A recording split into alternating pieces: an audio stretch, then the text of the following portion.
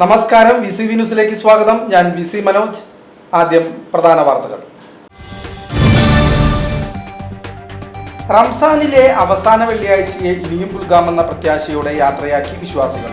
റമദാൻ 27-ാം രാവിനോടനുബന്ധിച്ച് പള്ളികളിലും വീടുകളിലും പ്രത്യേക പ്രാർത്ഥനകൾ. പോലീസ് നടത്തിയ പരിശോധനയിൽ 2 ഇടങ്ങളിലായി കഞ്ചാവുമായി പിടിയിലായത് 3 പേർ. ചെറുതുരുത്തി പുത്തൻ വീട്ടിൽ 21 വയസ്സുള്ള ശ്രീരാഗ്, വെള്ളറക്കാട് കൊല്ലൻപടി 24 വയസ്സുള്ള ജാബിർ, പള്ളിക്കുളം 26 വയസ്സുള്ള നൌഫൽ എന്നിവരെയാണ് 2 ഇടങ്ങളിലായി പോലീസ് നടത്തിയ പരിശോധനയിൽ വലയിലായത്. സമഗ്ര ശിക്ഷാ കേരളം വടക്കാഞ്ചേരി BRCയുടെ നേതൃത്വത്തിൽ എഴുത്തുകൂട്ടം വായനക്കൂട്ടം എന്ന പേരിൽ BRC തല ഏകദിന ശില്പശാല സംഘടിപ്പിച്ചു. വടക്കാഞ്ചേരി നഗരസഭ വൈസ് ചെയർപേഴ്സൺ ഷീല മോഹൻ ശില്പശാല ഉദ്ഘാടനം ചെയ്തു.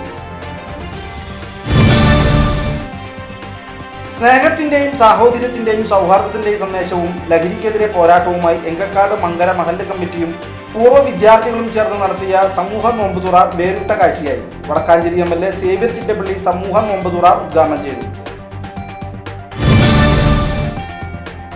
ലഹരിക്കെതിരെ പോരാട്ടം പ്രഖ്യാപിച്ച് വടക്കാഞ്ചേരി നഗരസഭ.